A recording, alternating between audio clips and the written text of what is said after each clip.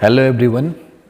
Today we start new topic of chapter number 4 ampere circuital law.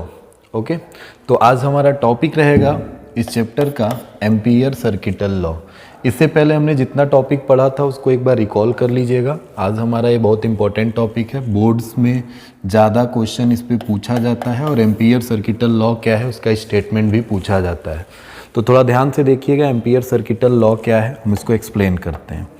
Suppose that तुम्हारे पास एक कोई current carrying conductor है. मान लो तुम्हारे पास एक कोई करंट कैरिंग कंडक्टर है जिसमें करंट कितना चल रहा है, I. ठीक है, तो इससे कई पर्टिकुलर कोई पॉइंट दे दिया जाए. मान लो ये पॉइंट P दे दूं मैं, बोलो इस P पॉइंट पे तुम्हें मैग्नेटिक फील्ड चाहिए. मतलब हमें मैग्नेटिक फील्ड बताना है. एक करंट फ्लो कर रहा है सर्किट में यहाँ पे. तो मैग्नेटिक फील्ड हमें निकालने के लिए बायो सेवर्ट ने मैग्नीट्यूड निकालने के लिए हमें फॉर्मूला दे रखा है. उसी का इन्होंने एक अल्टरनेट मेथड बताया. जैसे आप इलेक्ट्रिक फील्ड फाइंड करने के लिए आपने देखा था कि इलेक्ट्रिक फील्ड का फॉर्मूला अगर मैं बात करूं तो क्या था, k/dq/r². ये फॉर्मूला था. उसी तरह सिमिलरली गॉस ने क्या बोला था कि E.ds इज इक्वल टू क्या आप कर सकते हैं, Q/ε0 टाइम्स. यहाँ से इलेक्ट्रिक फील्ड भी निकाल सकते थे. तो इसी का ये अल्टरनेट मेथड था. सिमिलरली वैसे ही किसी करंट कैरिंग कंडक्टर में अगर करंट मतलब फ्लो कर रहा है और किसी पर्टिकुलर P पॉइंट पे तुम्हें मैग्नेटिक फील्ड चाहिए, तो इस मैग्नेटिक फील्ड की वैल्यू को निकालने के लिए हम बायो सेवर्ट लॉ का हेल्प ले सकते हैं. सिमिलरली हम उसका एक alternate method ampere circuital law का भी यूज कर सकते हैं. तो एम्पियर ने बोला क्या कि जिस पॉइंट पे मैग्नेटिक फील्ड चाहिए वहां से पास होते हुए एक एम्पीरियन लूप ड्रॉ करिए. एक एम्पीरियन लूप हम यहाँ पे ऐसे कुछ ड्रॉ कर लेते हैं. जब इस एम्पीरियन लूप को अगर आप देखोगे तो इस पॉइंट से इसका कोई पर्टिकुलर डिस्टेंस होगा. उस डिस्टेंस को हमने क्या कंसीडर कर लिया, r. अब इन्होंने बोला कि जितना इस P पॉइंट पे मैग्नेटिक फील्ड की वैल्यू होगी उसकी वैल्यू हम निकाल सकते हैं B.dl is equal to μ0 times into I. जितना करंट उस लूप से पास हो रहा होगा उसके μ0 टाइम्स के इक्वल. यही लॉ कहलाया एम्पियर सर्किटल लॉ. मतलब अगर स्टेटमेंट की हम यहाँ पे बात करें तो लाइन इंटीग्रल dl मतलब क्या हो गया, line integral of a magnetic field around a current carrying conductor is equal to μ0 times of current threading the Amperian loop. मतलब उस एम्पीरियन लूप को जितना करंट थ्रेड करते हुए निकल रहा था उसका μ0 टाइम्स की जो वैल्यू होगी उसकी इक्वल होगी B.dl मतलब line integral of magnetic field के. यही स्टेटमेंट था और इस स्टेटमेंट को हमने क्या नाम दिया, एम्पियर सर्किटल लॉ. अब बात आती है इसके एप्लीकेशन की. तो देखो इसको कैसे अप्लाई करते हैं. जैसे तुम्हें पता है कि हम अभी इसको प्रूव करके दिखाते हैं, बट पहले इसका एप्लीकेशन देखो. अगर हम यहाँ पे इस पॉइंट पे मैग्नेटिक फील्ड निकालना चाहते हैं तो पहले छोटा सा एक एलिमेंट कट करना पड़ेगा.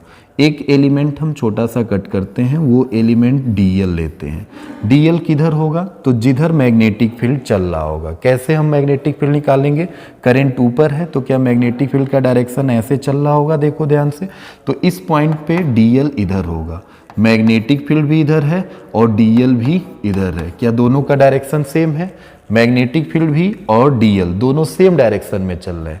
इसका मतलब अगर ये दोनों सेम डायरेक्शन में चल रहे हैं तो इनके बीच में एंगल कितना हो जाएगा, 0. अब थोड़ा इस इक्वेशन से हम B.dl से डॉट हटाएंगे तो क्या B.dl cos थीटा हो जाएगा. B डॉट हटाया तो dl cos थीटा हमारे पास वैल्यू आई. थीटा B और dl के बीच का एंगल है जो कि सेम डायरेक्शन में चल रहे हैं तो 0 हो जाएगा. और cos 0 कितना होता है, 1. तो ओनली कितना बच जाएगा, B.dl बच जाएगा. B.dl इज इक्वल टू कितना है हमारे पास, μ0 इंटू में कितना है, I है. तो इसको μ0 I के इक्वल कर देंगे. मैग्नेटिक फील्ड इस पर्टिकुलर लूप पे तुम कहीं भी चले जाओ तो क्या इस कंडक्टर से उसका डिस्टेंस r है, तो तुम कहीं भी चले जाओगे तो क्या यहाँ पे मैग्नेटिक फील्ड कांस्टेंट रहा होगा, उस मैग्नेटिक फील्ड की वैल्यू क्या रही होगी, सेम. तो उस मैग्नेटिक फील्ड को बाहर निकाल लें तो अंदर क्या बच जाएगा, dl और वैल्यू हो जाएगी μ0 इंटू I. अब यहाँ पे ध्यान से अगर देखें तो dl dl dl dl इस पूरे लूप को अगर हम जोड़ दें तो क्या हमारे पास पूरा एक एम्पीरियन लूप कंप्लीट हो जाएगा, मतलब उसका सरकमफियरेंस ले लिया जाएगा, मतलब ये इसका लेंथ, और लेंथ मतलब सरकमफियरेंस। देन b इंटू में कितना हो जाएगा 2 pi r is equal to mu naught into I. यहाँ से अगर हम मैग्नेटिक फील्ड की वैल्यू निकालें तो मैग्नेटिक फील्ड की वैल्यू कितनी आ जाएगी, ये पूरा नीचे चला जाएगा, mu naught I upon 2 pi R. क्या आपने यही पढ़ा था, बायो सेवर्ट ने बताया था कि अगर हमारे पास कोई स्टेट करंट कैरिंग कंडक्टर है इनफाइनाइट लेंथ का और उससे पर्टिकुलर डिस्टेंस r पे अगर मैग्नेटिक फील्ड निकालना है तो उसका मैग्नेटिक फील्ड की वैल्यू होती है mu naught I upon 2 pi R. यहाँ से भी ये बात प्रूव होती है, मतलब हम एम्पियर सर्किटल लॉ लगा के भी मैग्नेटिक फील्ड को फाइंड कर सकते हैं। सपोज दैट अगर आपने ये डिस्टेंस बड़ा कर दिया, मान लो हमें P पॉइंट कहीं यहाँ दे दिया, बोला जाता कि सर P पॉइंट यहाँ दे देता, इस पॉइंट पे मैग्नेटिक फील्ड चाहिए, तो क्या हमें एम्पीरियन लूप थोड़ा बड़ा सा ड्रॉ करना पड़ता। अब एम्पीरियन लूप तुम बड़ा ड्रॉ करते तो क्या रेडियस और बड़ा हो जाता, रेडियस की वैल्यू बड़ी हो जाती।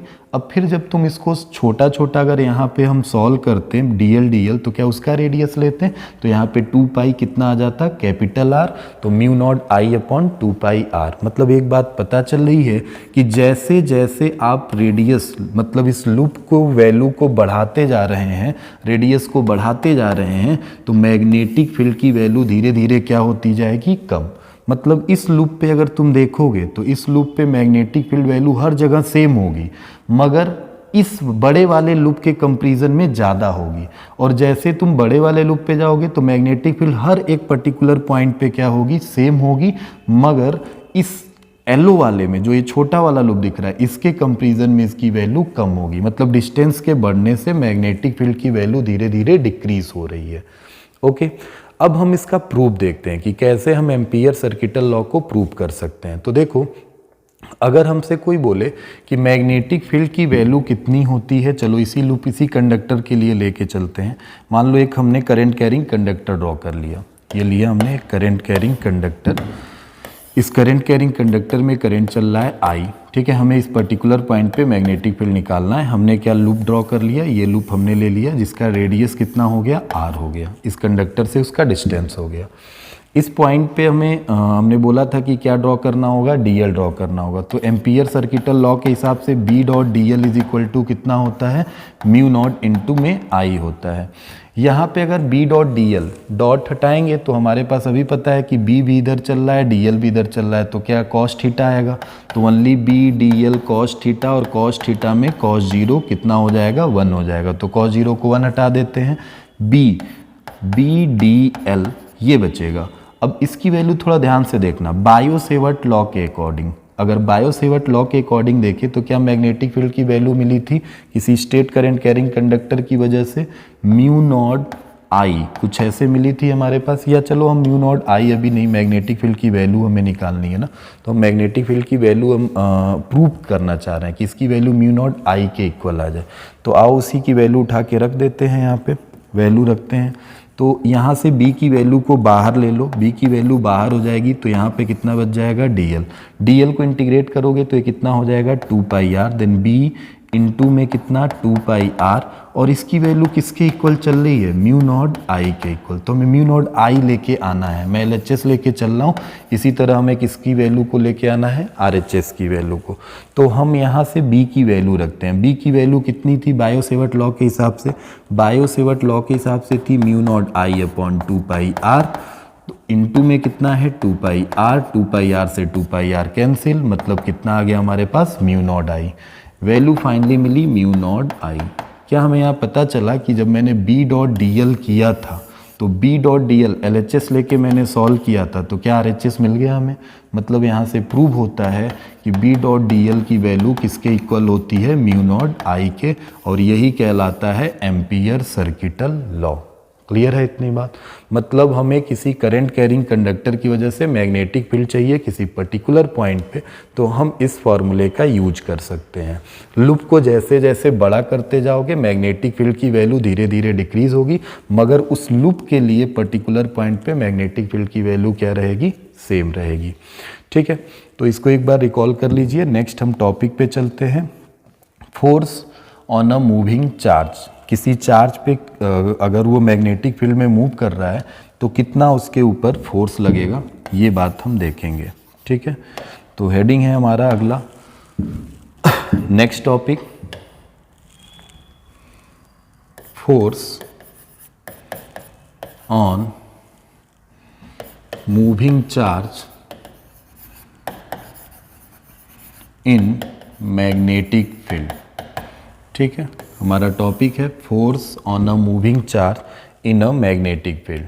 थोड़ा ध्यान से देखिए, सपोज करिए कि मान लो ये तुम्हारे पास एक मैग्नेटिक फील्ड गिवन है, ये मैग्नेटिक फील्ड का डायरेक्शन है। ठीक है, यहाँ पे मैंने एक चार्ज को रख दिया। अभी चार्ज ये कहाँ पे है, रेस्ट पे है। अगर चार्ज रुका हुआ है तो इसके ऊपर कोई भी फोर्स अप्लाइड नहीं होगा, मतलब फोर्स की वैल्यू क्या होगी, जीरो होगी। फिर मैंने मैग्नेटिक फील्ड सेम वही लिया, मैग्नेटिक फील्ड यही है, और अभी हमने इसमें एक चार्ज को मूव करा दिया। ये चार्ज इधर मोशन में है। अगर चार्ज इधर मोशन में है तो इसके ऊपर फोर्स लगेगा, क्योंकि हेडिंग लिखा है हमने force on moving charge in magnetic field. तो चार्ज मोशन में आ गया तो इस पर फोर्स लगना चाहिए, बट ऐसा नहीं हुआ। इस केस में भी फोर्स की वैल्यू क्या हो गई, जीरो हो गई। ऐसा क्यों हुआ, तो थोड़ा ध्यान से देखो। थोड़ा बार मैग्नेट बनाते हैं, एक बार मैग्नेट लेते हैं, बस पहले समझ लो, उसके बाद से हम अगले केस पे आते हैं। बार मैग्नेट में ये पोल हो गया नॉर्थ, ये पोल हो गया साउथ। मैग्नेटिक फील्ड किधर निकलती है, नॉर्थ की तरफ निकलती है, नॉर्थ से निकलती है, और साउथ की तरफ से इंटर करती है। एक मैग्नेट और हमने कंसीडर कर लिया, ये ले लिया, इसमें ये नॉर्थ पोल हो गया, ये साउथ पोल हो गया। मैग्नेटिक फील्ड इसमें किधर निकलेगी, नॉर्थ की तरफ से, और किधर जाएगी, साउथ पोल इंटर करेगी। अब ध्यान से देखो, तो एक मैग्नेटिक फील्ड लाइन ऊपर और एक मैग्नेटिक फील्ड लाइन इधर। अगर इन दोनों मैग्नेट्स को यहाँ चिपकाने की कोशिश करोगे तो क्या दोनों यहाँ पे अट्रैक्ट होकर यहाँ पे स्टिक कर पाएंगे, नहीं। ये दोनों मैग्नेट यहाँ पे नहीं चिपकेंगे, ये पोल उठ के यहाँ पे आने की कोशिश करेगा चिपकने के लिए। इसका मतलब जब दो मैग्नेटिक फील्ड लाइंस कहीं ऐसे दिखे तो इनके बीच में कोई फोर्स नहीं होता। सेम कहानी यहाँ पे है, थोड़ा ध्यान से देखो। मैग्नेटिक फील्ड क्या इधर चल रही थी, ये मैग्नेटिक फील्ड चल रही थी, और चार्ज का मोशन इधर है। तो चार्ज का मोशन इधर है तो क्या मैग्नेटिक फील्ड कुछ ऐसे बन रहा होगा, तो मैग्नेटिक फील्ड कुछ ऐसे बना है सर्कुलर फॉर्म में, और ये मैग्नेटिक फील्ड एक और चल रही है। तो क्या दोनों आपस में फिर ऐसे ही परपेंडिकुलर हो जाएंगे, क्योंकि ये टेंजेंट बन जाएगा, तो फोर्स की वैल्यू क्या हो जाएगी, जीरो हो जाएगी। इसका मतलब चार्ज रेस्ट पे है तो भी फोर्स नहीं, मैग्नेटिक फील्ड के डायरेक्शन में अगर चार्ज मूव कर रहा है तो भी फोर्स नहीं। तो हम किसी चार्ज को आर्बिट्री एंगल पे मूव करा दें, चार्ज को हम थोड़ा सा किसी एंगल पे डिफ्लेक्ट करा के मूव करा देते हैं। अगर चार्ज किसी एंगल पे डिफ्लेक्ट होकर मूव करेगा तो उसके ऊपर फोर्स लग जाएगा। तो आइए देखते हैं उसी केस को। सपोज करो कि हमारे पास ये चार्ज यहाँ पे रखा है प्लस क्यू, ठीक है। इसको मैंने एक एक्सिस दे दिया, ये एक्स एक्सिस, और ऊपर वाली एक्सिस क्या हो गई, वाई एक्सिस। मैंने इस चार्ज को मूव कराया। अब ये चार्ज मूव किया कुछ इधर v वेलोसिटी से, ठीक है। जब ये v वेलोसिटी से मूव करेगा तो ये कितना एंगल x से बना लिया, थीटा। तो इसके एक कंपोनेंट हो जाएंगे, इधर कितना हो जाएगा, v cos थीटा, और इधर का कंपोनेंट कितना हो जाएगा, v sin theta. Magnetic field कहीं इधर गिवन थी, ये मैग्नेटिक फील्ड दिया हुआ था। अब थोड़ा ध्यान से देखना, मैग्नेटिक फील्ड का डायरेक्शन ये है, और ये v वेलोसिटी के दो component v cos theta, v sin theta, जिसमें से v cos थीटा जो चल रहा था वो तो रिस्पॉन्सिबल ही नहीं होगा फोर्स के लिए। फोर्स के लिए ओनली रिस्पॉन्सिबल कौन होगा, v sin थीटा, क्योंकि अभी ऊपर वाले केस में देखा था कि मैग्नेटिक फील्ड के डायरेक्शन में चार्ज का मोशन होता है तो उस पर कोई फोर्स अप्लाइड नहीं होता है। इसका मतलब मैग्नेटिक फील्ड जिधर चल रहा है उसके डायरेक्शन में ये वाली वेलोसिटी रिस्पॉन्सिबल नहीं है, यही वाली वेलोसिटी रिस्पॉन्सिबल होगी। अब हमने देखा कि जो फोर्स अप्लाई होगा उस चार्ज पे वो पहले डायरेक्टली प्रोपोर्शनल होगा v sin थीटा के। मतलब जैसे जैसे v sin थीटा की वैल्यू बढ़ती जाएगी वैसे वैसे फोर्स बढ़ता जाएगा। दूसरी बात हमने देखी कि जैसे इस चार्ज के मैग्नीट्यूड को बढ़ाया तो क्या बढ़ा, यहाँ पे फोर्स की वैल्यू बढ़ी। और मैग्नेटिक फील्ड को बढ़ाओ, जैसे मान लो एक बार मैग्नेट बहुत बड़ा ले लिया और एक बार मैग्नेट है, तो एक बार मैग्नेट बहुत बड़ा है तो इस छोटे वाले को अट्रैक्ट करेगा। मतलब मैग्नेटिक फील्ड जितना ही ज़्यादा यहाँ पे हैवी होगा इस पे उतना ही ज़्यादा फोर्स इन्फ्लुएंस होगा। मतलब यहाँ पे F is directly proportional to क्या हो गया, B हो गया। अगर हम इन तीनों इक्वेशंस को मर्ज करें तो हमारे पास बनेगा F is equal to Q V B sine theta. मैंने प्रोपोर्शनलिटी साइन हटा दिया और कांस्टेंट के और के की वैल्यू को क्या कंसीडर कर लिया 1। तो हमारे पास चार्ज पे कितना फोर्स अप्लाइड हुआ, Q V B sine theta. यहाँ से अगर हम ध्यान से देखें तो Q तो एक scalar quantity, P velocity, B magnetic field. तो क्या इन दोनों वेक्टर क्वांटिटी के साथ साइन थीटा आ रहा है, तो हम F इज इक्वल टू क्या लिख सकते हैं, Q V क्रॉस B। ये बन जाएगा हमारे पास वेक्टर फॉर्म और ये हमारा फोर्स होगा charge on moving charge in a magnetic field. अगर कोई मूविंग चार्ज मैग्नेटिक फील्ड में है तो उस पर फोर्स कितना होगा, Q V क्रॉस B का। ठीक है, अगर यहाँ से थीटा की वैल्यू को लो, जैसे ऊपर के दो केसेस आपने कंसीडर किए थे उसके हिसाब से थीटा की वैल्यू अगर 0 लेते हो तो थीटा किसके किसके बीच का एंगल है, वेलोसिटी और मैग्नेटिक फील्ड। तो देखो वेलोसिटी और मैग्नेटिक फील्ड दोनों सेम डायरेक्शन में, तो थीटा 0 और थीटा 0 हुआ तो साइन 0 से फोर्स भी क्या हो जाएगा, 0। और हमने ये पहले ही बताया था कि अगर सेम डायरेक्शन में मूव कर रहा है तो फोर्स की वैल्यू क्या होगी, 0 होगी। अगर थीटा की वैल्यू 90 हो जाती है तो इस केस में यही फोर्स मैक्सिमम हो जाएगा और इस फोर्स की वैल्यू को कितना लिखोगे, क्यू भी बी लिख दिया जाएगा। क्लियर है इतनी बात। तो हमारे पास फोर्स कितना लग जाएगा, क्यू भी बी, ये मैक्सिमम फोर्स कहलाएगा। ओके ठीक है, तो ये हमारा टॉपिक यहाँ पे कंप्लीट होता है कि फोर्स कितना लगता है। अब हम इन्हीं चार्जेस को लेके कंडक्टर में आएंगे कि अगर किसी कंडक्टर में इसको रख दे तो उसके ऊपर कितना फोर्स लगेगा, तो उस नेक्स्ट वीडियो में हम देखेंगे उस टॉपिक को। Okay, thank you.